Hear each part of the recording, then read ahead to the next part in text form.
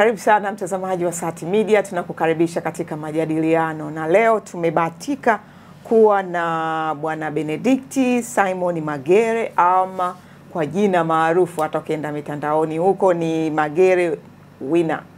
Atatuambia hii Magere Winner imekuwaje, lakini kumbuka Juni 5 mwaka huu ilikuwa ni siku ya kuwakumbuka wale wanaoishi na virusi vya HIV kwa muda mrefu, na bado wapo na bado wamefuata masharti na bado wanaendelea na shughuli zao za kiuchumi na kulisaidia taifa, familia zao na wao wenyewe. Kwa hiyo Bwana Benedict Simon Magere Winner, yeye ni miongoni mwao. Tukaona aje kwenye kipindi tuweze kupata amewezaje kwa kipindi cha zaidi ya miaka 25 akiishi na virusi vya HIV, lakini ukimuona ana afya njema kabisa. Karibu sana. Asante sana. Yes, karibu sana. Yeah. Na mimi naitwa Belinda Semtandi, mtazamaji nitakuwa naye hapa kwenye majadiliano, na zaidi utajifunza wenye maambukizi, wasiokuwa na maambukizi tutajifunza hapa. Na kikubwa tunatizama hali ya waviu, yani watu wanaoishi na virusi vya ukimwi katika jamii na utoaji wa hamasa. Magere the Winner, mimi nimeweka dhei pale, ingaje ni Magere Winner. Yeye anahamasisha pia, kwa hiyo ndio maana tumeleta mada hii. Kwanza karibu sana, na moja kwa moja tuelezee ilikuwaje kabla ya miaka 29 maisha yako. Kama ulivyonitambulisha, naitwa Benedict Simon Magere au Winner Magere, jina maarufu kabisa ambalo nimekuwa nikitumia kwenye mitandao ya kijamii. Mimi ni mviu, naishi na virusi vya ukimwi kwa muda wa miaka 26 sasa. Huku nikitumia dawa zangu za ARV kwa muda wa miaka 20 sasa. Pia ni balozi wa kujitolea wa masuala ya HIV na ukimwi. Ni mtumishi wa Mungu pia. Hiyo ni kwa kifupi. Kwa kifupi. Sasa maisha yako yalikuwaje kabla hujajigundua kwamba yani ile kabla ya miaka 26? Huku nyuma ulikuwa nani? Magere alikuwa nani? Kabla sijajigundua, Magere alikuwa ni mtoto wa mitaani. Mtoto alikuwa anaishi maisha mitaani kama ambavyo tunawaona watoto wa mitaani wengine jinsi walivyo. Na sababu kubwa iliyopelekea mimi kuwa mtoto wa mitaani, ukweli ni kwamba mzee wangu hakutokea kunikubali toka nikiwa mdogo. Hakukubaliana na ujio wangu. Kwa muda mwingi sana tulikuwa na mgogoro mimi na mzee wangu, hali iliyofikia hatua mpaka mama mzazi akaamua kuniruhusu nitoke nyumbani niende kuishi maisha ya mitaani. Na nikiwa mtoto wa mitaani mwaka 1997 hapa jiji la Dar es Salaam, mjomba wangu ambaye ni tumbo moja kabisa na mamangu mzazi, yeye alinitengenezea tukio la ubakaji. Kwa kushirikiana yeye na mke wake alinitengenezea tukio la ubakaji. Kwa ile tukio ndio lilonipeleka polisi usiku, na baada ya kupelekwa polisi nilibahatika kujieleza vizuri, na polisi walifanikiwa kumbana yule binti ambaye tulikuwa tukiishi naye mule ndani, na alisema kwamba nimembaka. Yule binti akajieleza, akasema mimi sikubakwa, lakini mimi nilitumwa kutekeleza hichi kitu. Kwa hiyo baada ya kuwa amesema vile, ile kesi ikawa imeishia pale. Kwa baada ya kutoka pale, polisi waliamuru nisirudi tena kukaa pale. Kwa ukarudi tena wapi sasa? Nikarudi tena mtaani. Lakini wakati nikijiandaa kurudi mtaani, mmoja kati ya miongoni ambao alikuwa ni wasamaria kwenye lile tukio, alikuwa ni mama ambaye alikuwa anafanya biashara ya ngono. Alikuwa anajiuza. Yes. Kwa hiyo mama ndo aliyenichukua kwa ajili ya kwenda kuishi nyumbani kwake. Na baada ya kwenda kuishi nyumbani kwake, sasa yeye ndo aliyenifanya sasa nianze kumhudumia kingono. Yeye ukiwa na umri gani wakati? Nikiwa na miaka 17. Sawa. Nikiwa na miaka 17, yeye tayari alikuwa na watoto watatu. Wawili walikuwa ni vijana wakubwa kabisa ambao wako chuo. Na mmoja wa kike ndio alikuwa bado mdogo kabisa, yuko baby class nafikiri kitu kama hicho, nakumbuka. Kwa hiyo nikaanza kumhudumia kingono, na madai yake alidai ya kwamba biashara, maana ilibidi anieleze biashara ambayo amekuwa akifanya ya kuuza mwili, yale sio mapenzi, not love, lakini ile ni business, ni biashara ambayo unaweza ukafanya na mtu ambaye hata kama umtamani, humpendi, huna hisia naye. Kwa hiyo akaanadai kwamba kule ni mahali ambako ni pa biashara, lakini sio mahali pa kuridhishwa. Na njia pekee ya kumpata mtu anayemridhisha ilikuwa ni kumpata mtu wa aina yangu. Ya, na hii ni jambo ambalo limekuwa linaendelea sana hata mpaka leo. Unaona, na kaniambia hata wale wenzake nao wana watu wa design yangu. Unaona, na kanihakikishia kabisa kwamba atanilinda, lakini mwisho wa siku hakunilinda, isipokuwa kumbe alikuwa na maambukizi. Alikuwa na maambukizi ya virusi vya ukimwi. Aisee, pole sana kwa mkasa. Na ulitokaje kwa huyo mama? Kwa hiyo mama, kilichonifanya nikatoka. Mwanzo tulianza hivyo, tulikuwa tunashiriki tendo la ndoa kwa njia ya kawaida. Okay. Lakini baada ya hapo sasa akaenda mbali zaidi. Ikawa sawa, umeweza kunifanyia hicho, lakini kipo kingine ambacho nahitaji unifanyie zaidi. Okay. So nikamuuliza ni nini? Akaniambia sasa tunahitaji kushiriki tendo la ndoa kinyume na maumbile, kitu ambacho kwangu mimi na Belinda toka nikiwa mdogo na changamoto nilizopitia kama nilivyoeleza. Mama yetu alituzaa na kutulea katika misingi ya dini. Alikuwa na tabia kutuletea vitabu vya kina Daudi na Goliati toka tukiwa wadogo, na ndio maana unaona hata mimi mwenyewe katika makuzi yangu pamoja na kuishia darasa la 6 bado nimefanikiwa kuandika kitabu kwa mkono wangu. Kwa sababu nilikuwa ni mtu ambaye nimefundishwa hivyo na mama kusoma vitabu toka nikiwa mdogo. Kwa miaka 17 nilikuwa na bahati ya kujua hili ni jema na hili silo jema. Lile jingine nilikuwa nikilifanya nilikuwa naona yaani unalifanya kwa sababu upate sehemu ya kukaa. Ya kukaa, yes. Kwa sababu sikuwa na mtu ambaye angeweza kunipokea. Unaona? Kwa hiyo alivyoenda hivyo zaidi kaona hapana. Sasa huko tunakoelekea sipo. Kwa nilipokataa, yeye naye pia alijua wazi kabisa kwamba huyu anaweza akaenda kutoa siri. Unaona? Kwa hiyo akanitengenezea mazingira ya kunipushi niweze kutoka kwake. Lakini pia mimi naye tayari nilikuwa nishajiandaa kisaikolojia kwamba hapa pamefika, imetosha. Yes. Kwa hiyo moja kwa moja nikafanya nini? Nikaondoka, nikaenda kukaa pale Buguruni Sheri kama mtoto wa mitaani. Kwa nikarudia tena hali hiyo hiyo. Ya mitaani ukiwa na umri gani sasa, miaka 17, 18? Hapo sasa na miaka 17. Miaka 18 nilitoka kwa sababu baada ya kukaa pale Buguruni nilitoka Buguruni nikaenda. Na pale mlikuwa mnalala wapi? Pale Buguruni Sheri. Miaka ya nyuma nafikiri kama na kumbukumbu nzuri miaka mwaka 97 Dar es Salaam bado kulikuwa kuna zile taxi ambazo zilikuwa zina milaba na nini, zinapaki pale. Zinapaki. Kwa hiyo zilikuwa zinapaki pale. Kwa wale madereva ilikuwa unajua zamani walikuwa wanateka wanafanyaje. Kwa dereva akipata abiria anakuambia mnaenda wote. Unaona? Kwa hiyo mara nyingi sana nilikuwa nalala kwenye zile taxi. Wakati mwingine akipata mteja anaenda, akirudi akipaki unaingia kulala. Au kama hazipo basi unaangalia tu kama ni kwenye yale mabanda ya hoteli yale ya mamalishe. Ndio sehemu ambayo nilikuwa nalala. Heka za kule kwenye, kabla tujarudi huko kwenye mada yetu husika, heka za ukilala kwenye hayo mabanda, kukutana na watu wengine, kufanyiwa ukatili na aina zingine za vituko, ilikuwaje? Yaani namshukuru sana Mungu. Kwa kweli nafikiri nimekuwa nikisikia wanasema watu ambao wamekuwa najaribu kufanya utafiti. Sababu Buguruni ni moja kati ya sehemu ambayo inaongoza sana kwa watoto kulawitiwa. Na ni vitu ambavyo kweli mimi nilishuhudia kabisa. Watoto wengi sana walifanywa sana, yaani walikuwa wanafanywa hayo matukio ya ubakaji sasa wa kiume. Kwa hiyo ilikuwa ni mazingira magumu sana kuweza kukabiliana na hizo changamoto. Kwa hiyo unahitaji kutafuta sehemu, ndio ile unakisikia mtu analala kwenye kalavati. Ndio nilikuwa mimi. Unatafuta sehemu hata kama ni kwenye kalavati na kisha unajihifadhi humo. Unajui kama mvua ikija hapa itakuwaje au nini. Wakati mwingine yani basi Mungu awabariki sana hao wazee ambao unakuta ni walinzi.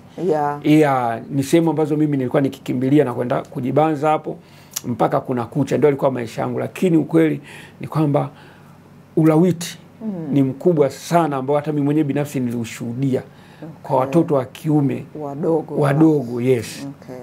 Sawa, mtazamaji, nilitaka kupata historia yake, amefikaje kuwa mtu anaishi na virusi vya ukimwi, na tumepata kusikia historia yake hapo, lakini zaidi tunaangalia hali ya waviu katika jamii na utoaji wa hamasa. Yeye anatoa hamasa na nashukuru Mungu anaweza kukupitisha njia ngumu, lakini baadaye akaja ili tupate fundisho na watu wengine na hasa wazazi. kabla tujaenda kwenye waviu zaidi, mama wakati huo hakukutafuta, na familia ilikuwa wapi wakati huo? Kwa wakati huo familia yetu ilikuwa iko Msoma, Kiagata, ambapo kwa hiyo kumbe hayo yote ya Kutoni ilikuwa ni mkoani. Mama yeye alikuwa yuko mkoani. Kwa hiyo nilitoka mkoani ndio kaja kwa mjomba. Kwanza nilienda Msoma, baada ya kutoka Msoma nikaja huku Dar es Salaam kwa mjomba. Kwa sababu pale Msoma mzee wangu wakati akiwa hai ilikuwa ni kama chui na paka.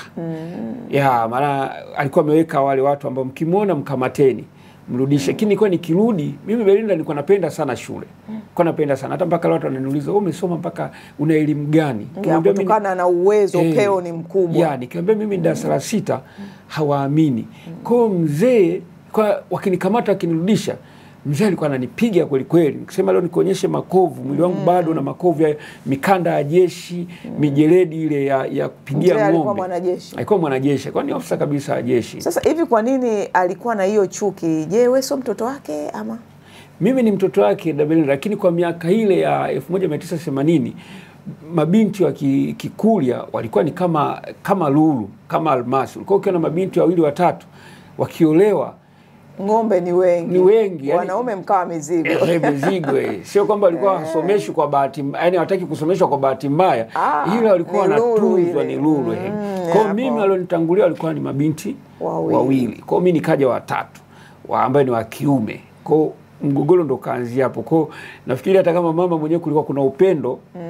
Sasa baada kutokea mimi ndo nilikuwa nashuhudia akipigwa mama na mimi napigwa. Akifukuzwa mama nje na mimi nafukuzwa. Kipindi kile Arusha kulikuwa kuna baridi kali sana. Jua mlikuwa mnaweza mkaliona mara moja kwa wiki.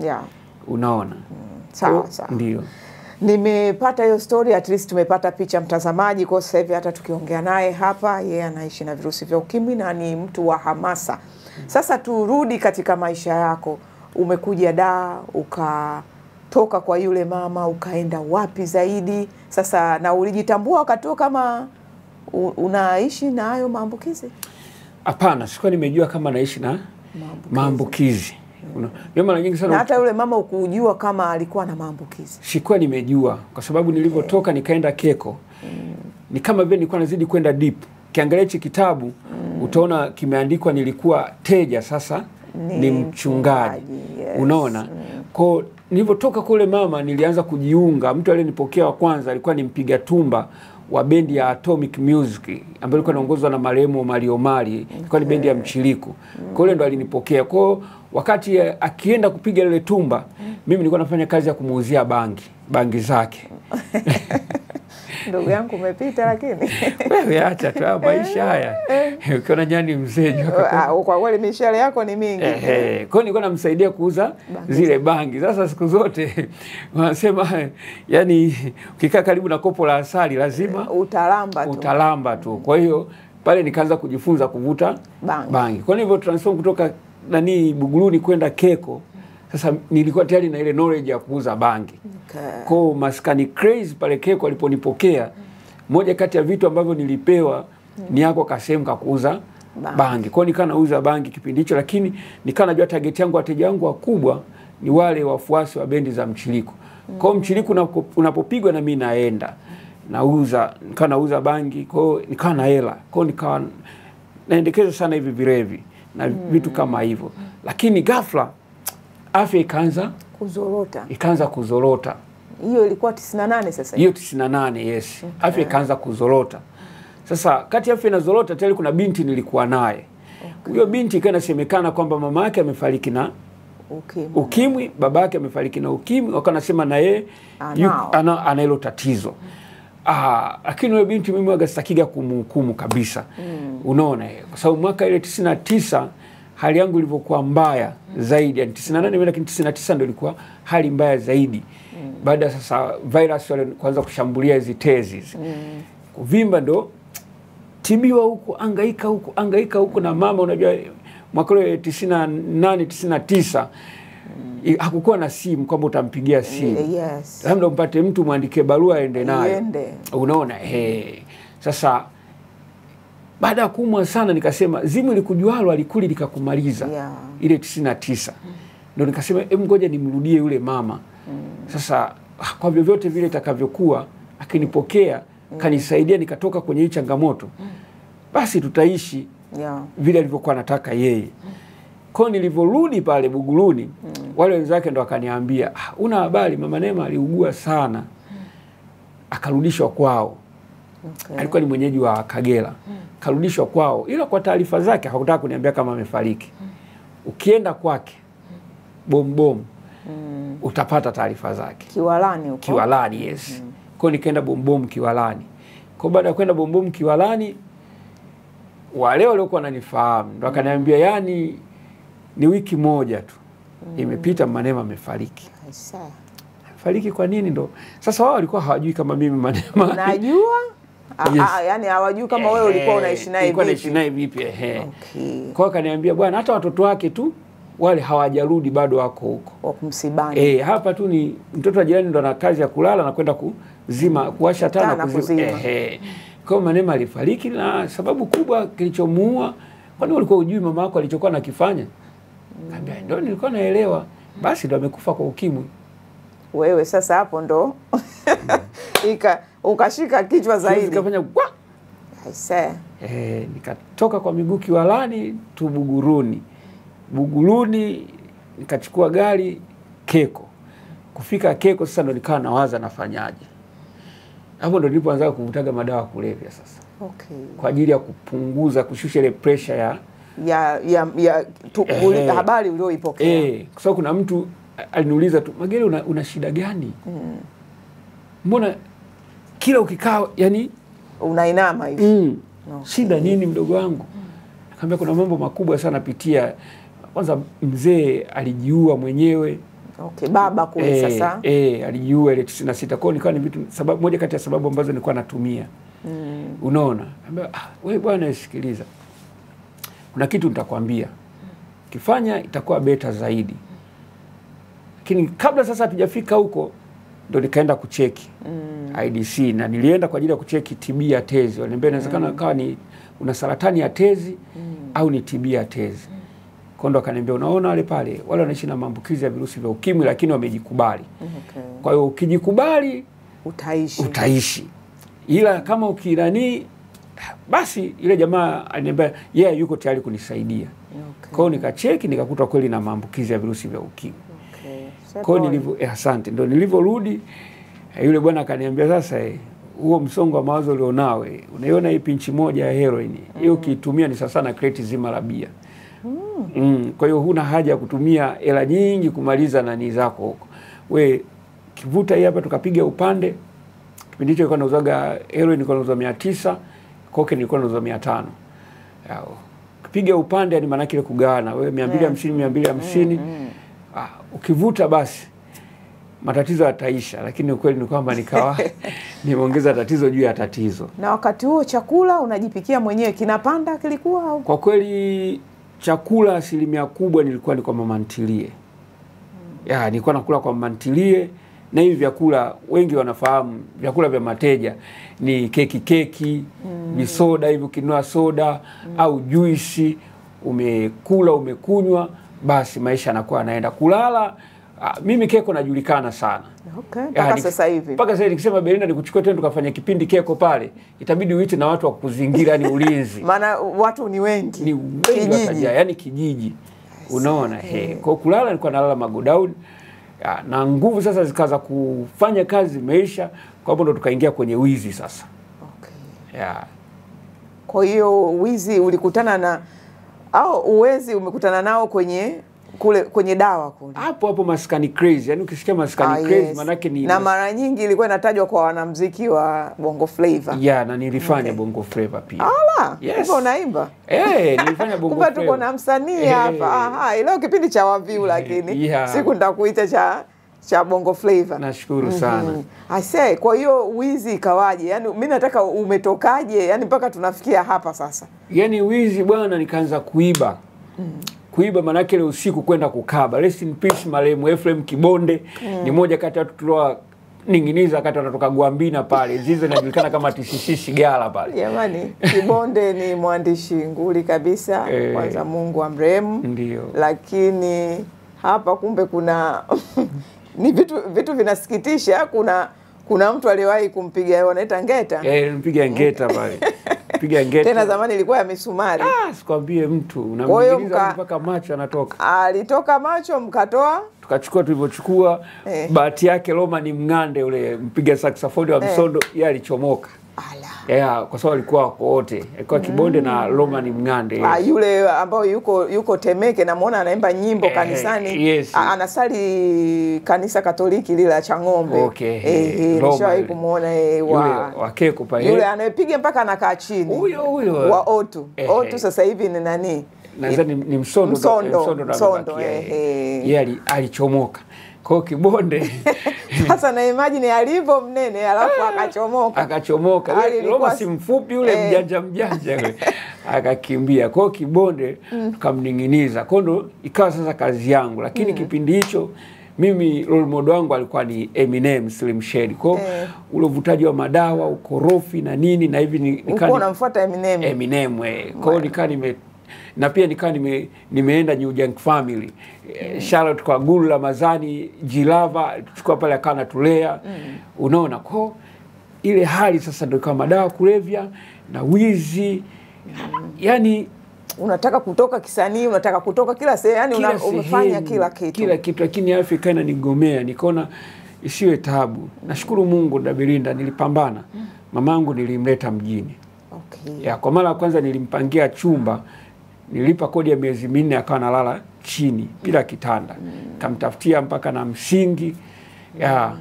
Kwa akanafanya biashara na namshukuru Mungu sasa akanisaidia hata kwenye masuala ya lishe, ila sikumshirikisha kama naishi na virusi vya ukimwi. Umeuchuna na kimya? Nimeuchuna kimya.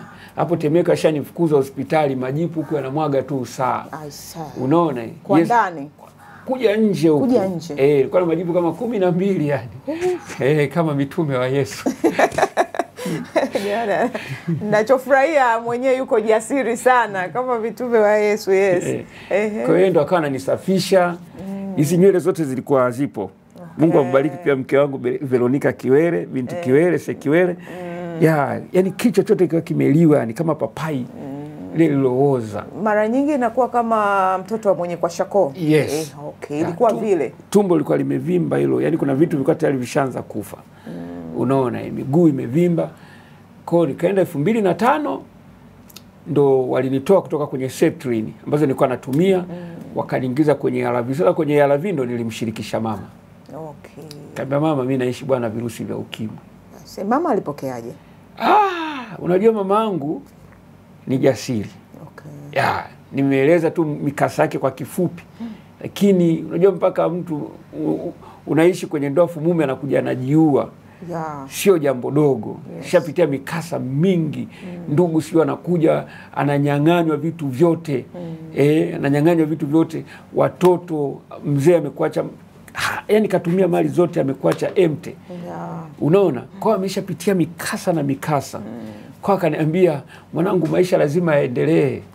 Alikutia moyo. Alinitia moyo. Kwa kweli namshukuru sana kwa hilo. Kwa ndo tangia hapo ulipoanza ARV na ndo uliposajiliwa kwenye hiki nakiona hapa cheti. Hiki ni cheti chako.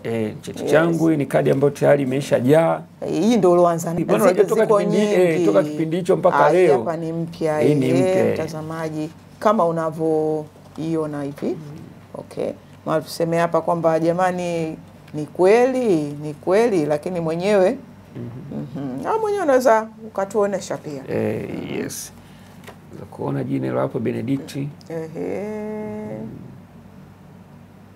Kweli kabisa.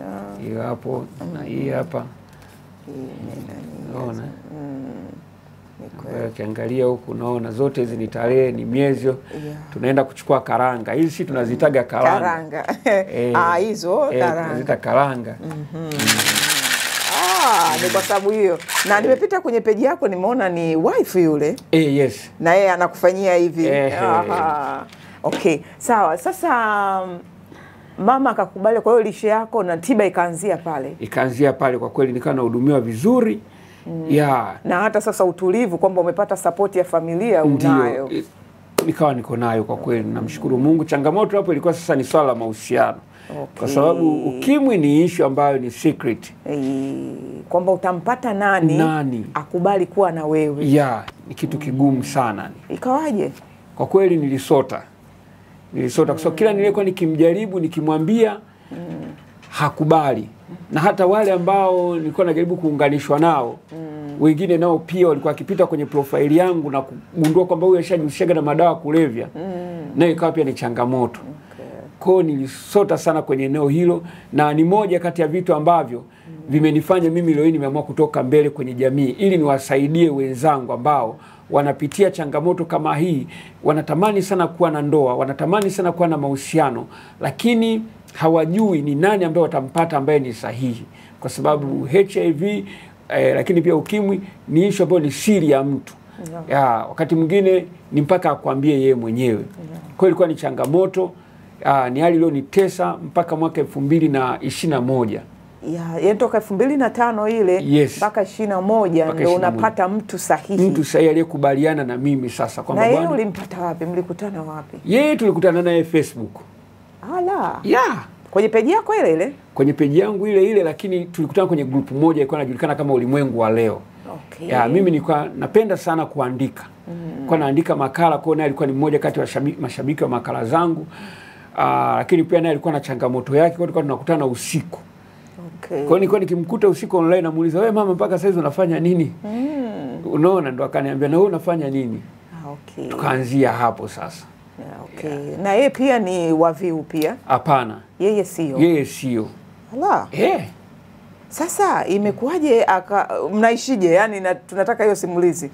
Mnaishije kwa mtu ambaye waviu na sio waviu? Tunajua mke na mume na ni ndoa ya kanisani kabisa. Ndio. Mlifunga 2021? 2021. Unaona hapa jijini Dar es Salaam. Hapa jijini Dar es Salaam. Kimya. Usianzishe hapa kwanza kama ya Diamond kimya. Kimya kwa sababu unajua mwenzangu kama nilivyosema alikuwa anapitia changamoto kubwa sana kwenye mahusiano na especially ilikuwa ni ndoa kabisa. Ilikuwa ni changamoto kubwa sana.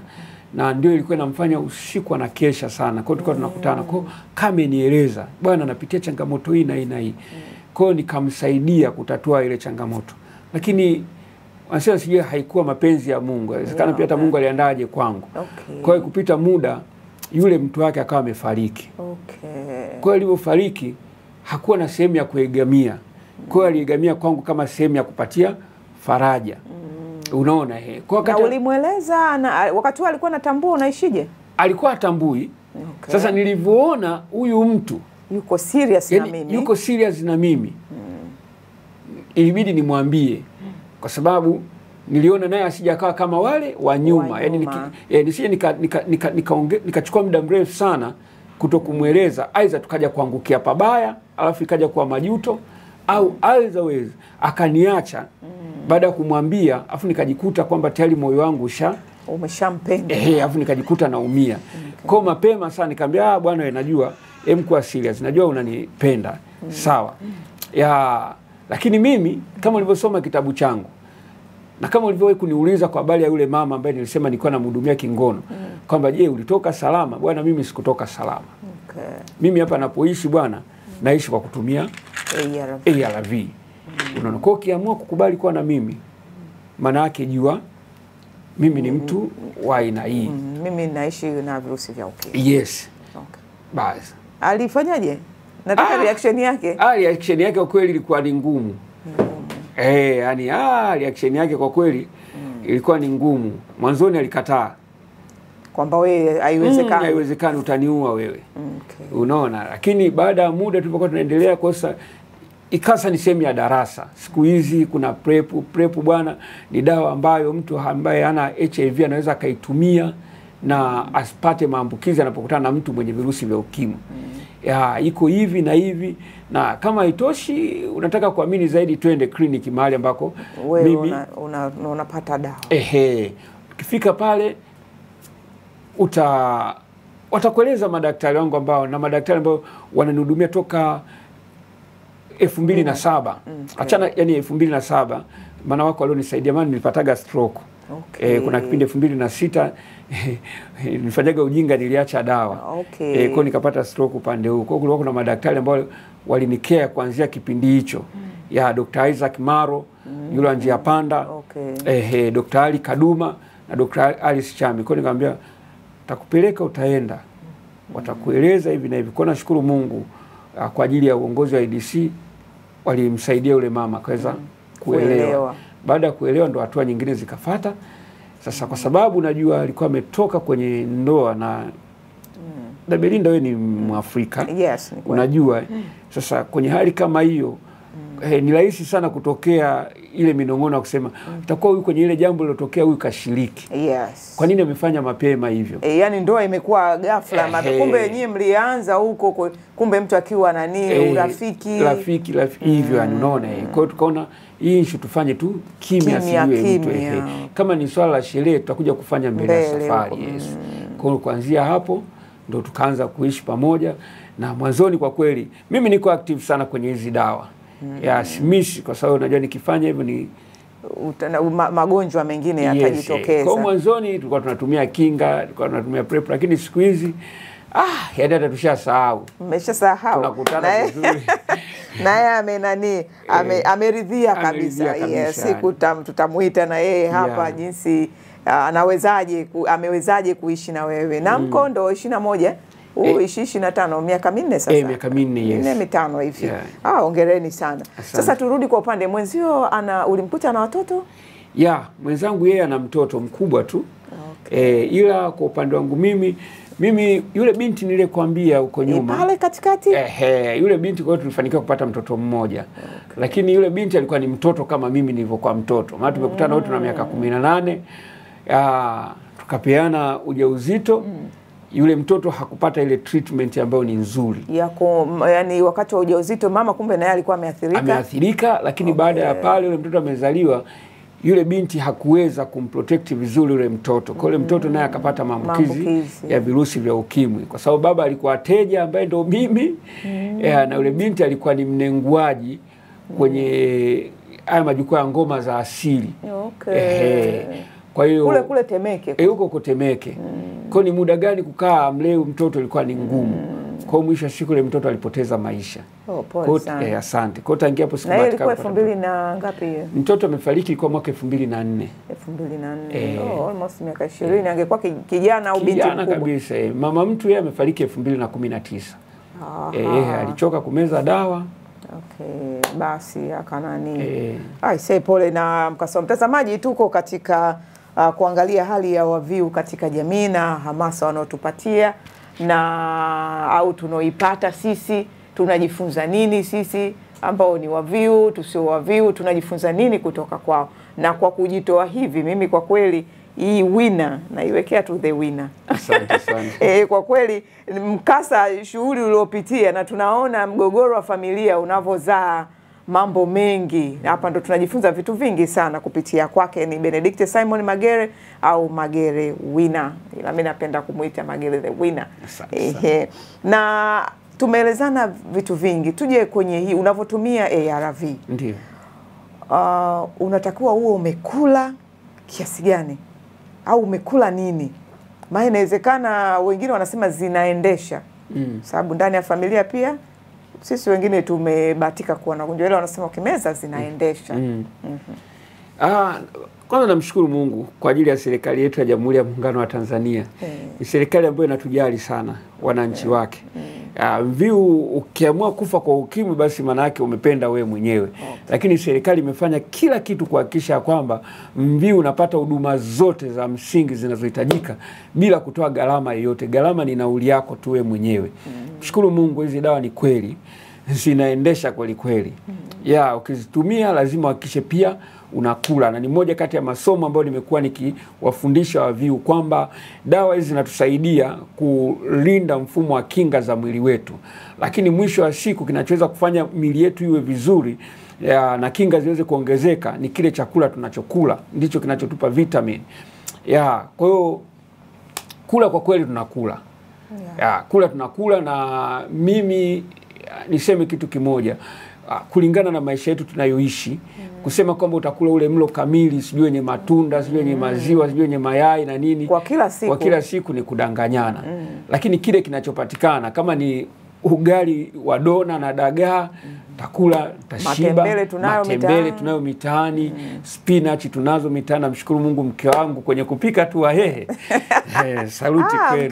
Mke wako kumbe ni Muhehe. Kumbe ni ndugu yangu. Kiwele. Ndio Sekiwele. Anajali sana. Anajali. Anahangaika huku matembele, utaenda utakuta juice juice mke wangu mwaga na saga ile ndoo ya lita 20. Sasa mama, hii yote tutamaliza hii. Hakikisha unywe. Sasa matunda yapo barabarani. Kweli ninunulie niletee mimi. Mboga hizi kunde, sijui tunazo nyingi tu, kunde, njugu mawe, maharage na nini. Yote hivyo vipo.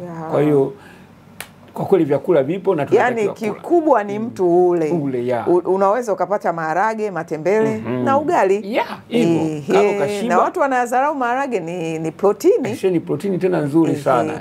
Na pia unaweza karanga ni first class protini. Protini ya kwanza kama nyama. Mtu anayekula karanga sasa anayekula nyama. Tena mimi huwezi amini Daverinda. Yaani moja kati ya vitu ambavyo viliniokoa na hii stroke ulikuwa ni uji wa lishe ambao ndani yake kulikuwa kuna karanga. Yani ulinisaidia sana sana. Nikakaa vizuri. Umesikia mtazamaji, lishe ni tiba. Kwa hiyo pia pamoja anatumia ARV pamoja na zile hata dawa zingine zina nguvu. Lishe ndo kitu cha msingi sana. Kwa mantiki hiyo tuchukulie watu wanasema mtu anatumia ARV itabidi yawe anakunywa vidonge vingapi? Vingi sana. Unakunywa vidonge vingi sana. Maneno ya mtaani. Hebu tuhakikishie. Kwa siku unatakiwa unyweje? Kwa siku mimi hizi dawa na meza kidonge kimoja tu. Kimoja tu masaa 24. Yaani nikisha meza kimoja saa 4 usiku ni mpaka kesho yake saa 4 usiku, wakati ambapo sasa wa virus wanaanza kujiandaa kuamka. Kwa hiyo anajiandaa tu, mimi namkandamiza tena na kidonge kingine kwa anakuwa analala. Na nashukuru Mungu. Hivi vidonge ukiangalia hivi hapo tunaona ni vikubwa Daverinda. Ni vikubwa ambavyo waviu wengi walikuwa wanasema vidonge vikubwa kama chaki. Lakini ukweli ni kwamba serikali yetu imetusaidia sana na hata makampuni yameboresha. Vilivyokuja sasa hizi at least angalau hii sinafanana na Cipro. Hii ukubwa wa Cipro. Kwa hiyo sasa hizi kiangalia hivi ni vyembamba sasa. Unaona? Na ni kimoja tu. Ni kimoja. Sasa wale walikuwa wanasema kidonge alipiti mdomoni. Kwa kweli kidonge sasa wameleta chembamba. Hata mimi mwenyewe mwanzoni nilikuwa na kivunja, lakini sasa wamekileta chembamba. Unameza vizuri tu. Ni umbo kama la zile Cipro. Kama Cipro, yes. Unaona, kwa ni kidonge kimoja tu na meza. Zamani ndio mimi wakati naanza tulikuwa vidonge mpaka 8. Unaona, sasa hivi wameweka vyote, nguvu yote ipo kwenye kidonge kimoja. Unaona, kwa meza kidonge chako kimoja unakuwa ni vizuri, yani unakuwa safi kabisa. Na uzuri serikali yetu imefanya jambo la maana sana. Sisi wakati mimi naanza ilikuwa ARV ni adimu. Na nakumbuka kuna majirani zetu walikuwa wanasema dozi ni 200,000 miaka 90 tuko wadogo. Ndio. Na 200,000 ilikuwa ni shughuli nyingi sana kuipata kwake. Kwaona wengi walichemsha. Ndio. Nilikuwa kuna mama mmoja kwa sababu ana meza, mmoja alikataa, walikuwa mtu na mke mdogo na mkubwa, mume nafikiri. Huyo mdogo akasema hii hela 250,000 kwa dozi, bora nife niwaachie wanangu hela. Ni kweli yule alitangulia kufa. Umeona? Alikuwa mwalimu, alafu mwenzie amekufa hii juzi 2019. Yani yeye aliishi, yeye alikubali kutumia. Alikuwa mke mkubwa. Unaona, sasa siku hizi, zamani sisi ilikuwa ndio hivyo, unaanzia Septrin. Wakiona kinga zimeshuka ndio unaanzishiwa sasa hizi. Lakini wakaja kugundua yani kinga zinaposhuka maana yake unafungua mlango wa magonjwa nyemelezi mengine. Sasa yanapokuja kikawaida yani wakati mwingine hayakupi taarifa kwamba ni ugonjwa gani utatangulia. Kwa hiyo inaweza ikatangulia kansa. Inaweza ikaja TB, inaweza ikaja homa ya ini, inaweza figo zikafeli. Unaona? Na wengine ndio unakuta labda ni wamama, labda mimba zinaharibika na vitu kama hivyo. Kwa hiyo sasa serikali ikasema hapana. Sasa sheria imepita. Yaani ukipimwa tu kagundulika wewe unaishi na maambukizi ya virusi vya ukimwi, moja kwa moja unaanzishiwa dawa. Okay. Kwa hiyo imesaidia sana hata kupunguza hali ya maambukizi, kwa sababu walipokuwa naacha kinga zinashuka, hawa watu bado walikuwa wanaendelea kujamiiana, na ukimwi ni ugonjwa unaoambukiza. Kwa hiyo sasa walikuwa unakuta mtu kinga zimeshuka, ametoka kwenye stage ya HIV ameingia kwenye ukimwi. Kwa moja kwa moja unakuta anamsambazia mwingine na yeye pia anaondoka mapema. Yeah. Kuna kitu ambacho kiko kwenye jamii, unyanyapaa. Kwako ulikukuta? Unyanyapaa umenikuta sana. Na ndio maana nilisema leo tukienda Kieko pale, utaona kundi kubwa la watu. Kwa sababu wengi walishazusha hata mpaka nimekufa. Okay. Unaona, nilikuwa nikipita wakati mwingine nilikuwa nazomewa kabisa. Kuna wakati sehemu nilikuwa nalala pale Kieko, walikuwa nakuja wanamwaga maji. Yaani baada wewe kuamka. Yani wewe bwana, sio tu kuamka leo usiku. Leo ulali hapa. Yani utaachia virusi. Okay. Leo ulali hapa. Hiyo ni kwa miaka hiyo. Lakini kwa sasa hivi mimi baada ya kuwa nimejitangaza. Baada ya kuwa nimejitangaza, watu walipokuja kuniona kwenye vituo vya televisheni mbalimbali, na mimi biashara yangu ni duka la chakula, duka la mahitaji ya nyumbani. Wezi amini, mwanzo nilikuwa nauza shilingi, nikauza mpaka 100,000, labda 90, imeshuka sana 60. Sasa hizi naweza kashinda kutwa nzima nimeuza 4,000. Ndugu yangu, baada ya kujitangaza. Baada ya kujitangaza. Watu hawaji. Watu wanapita wanakusalimia, Baba Eliza. Ala. Salama, kwema. Mke wangu napenda kwenda Nyakomo, kwa wanaita Baba Nyakomwe. Watu hawaji, lakini so tunafanyaje? Tuko kusaidia kizazi kinachokuja, kizazi. Kwa hiyo imeenda aliwe na kuendea huu mwaka wangapi uuzi? Toka umeanza kujitangaza. Toka nimeanza sasa hivi kama mwaka sasa. Yaani kiasi kwamba hata biashara imeshuka kiasi kwamba sasa tunaanza kufanya mpango na mke wangu kutafuta kitu gani kingine ambacho kinaweza kutusaidia. Inaweza ikawa mkaama sehemu, lakini unaonekana kwenye TV sasa. Sasa mimi hata nikisema niame, wana kama nakuja tu humu njiani humu Mikocheni, mimi naishi Chanika, nakutana na mtu anakuambia kwamba hey, kaka Wina unafika hadi huku. Nafurahi sana navyokuona TikTok. Nafurahi navyokuona sehemu fulani Mikocheni. Wengine kwenye daladala. Lakini Mungu anajua safari yako ya maisha. Hata ile nani inaweza ikazidi ile 100,000. Kabisa. Hiyo kumbe ni moja kati ya changamoto. Ni moja kati ya changamoto. Ndio maana watu kumbe hawajitangazi. Watu hawajitangazi. Wanaogopa kupoteza. Nashukuru Mungu, mke wangu ni jasiri. Japo mwanzoni watu walimwataki, yule mama akaondoka. Okay. Akaondoka, kaenda kakaa mwenyewe akajifikiria, mwisho siku akarudi. Maana unajua sasa unaishi sehemu ambayo ukitoka watu wanakuambia, hata ukiwa wanaelekezana wanakuambia wewe mfuate yule mke mwenye virusi. Ala. Mke mwenye virusi, kwa hiyo atakuelekeza wewe mfuate chumba hichi, kuna chumba kile cha kwanza, cha fulani, cha pili. Afikiri cha mwisho kule anaishi yule jamaa ambaye anaishi na virusi vya ukimwi, ambaye mke wake ni mweupe anapenda kuvaa miwani.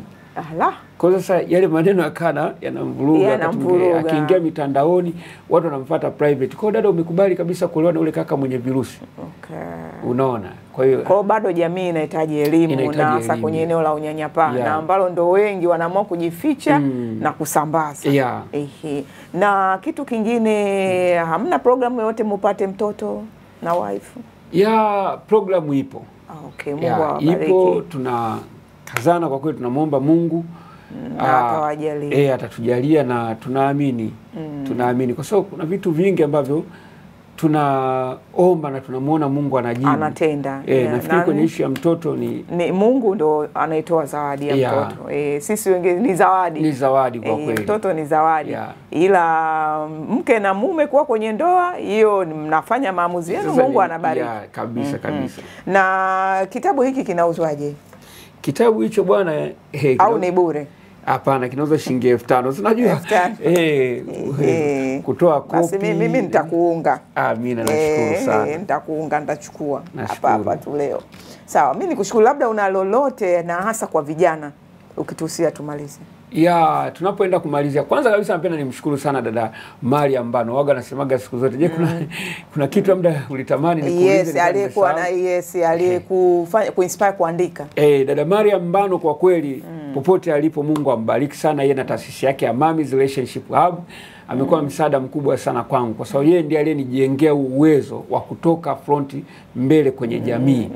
Unaona, yeye ndiye alinijengea uwezo, na kweli nimetoka na nimeona namna ambavyo nimeweza kuwasaidia watu wengi sana. Na bado utawasaidia, yani bado kizazi cha mbele sana. Sasa hivi tuna teknolojia. Ndio, Kwa hiyo napenda nimshukuru sana, lakini pia mimi napenda nishukuru serikali yetu kwa jitihada kubwa ambazo imekuwa. Umeona maboresho, kwa sababu ulianza kule tulikuwa giza mpaka kufikia sasa hivi. Kwa kweli tumefika mpaka hatua sasa hivi ukifika, yani tunakoenda inawezekana hizo kadi tukaachana nazo. Ukifika sasa kuna huduma mpaka fingerprint ambayo mviu yani anaweza kupata huduma sehemu yoyote kule. Unaweka tu kidole, unaweka basi data zako zinasoma, unapewa huduma. Kwa hiyo ni hatua kubwa sana yani.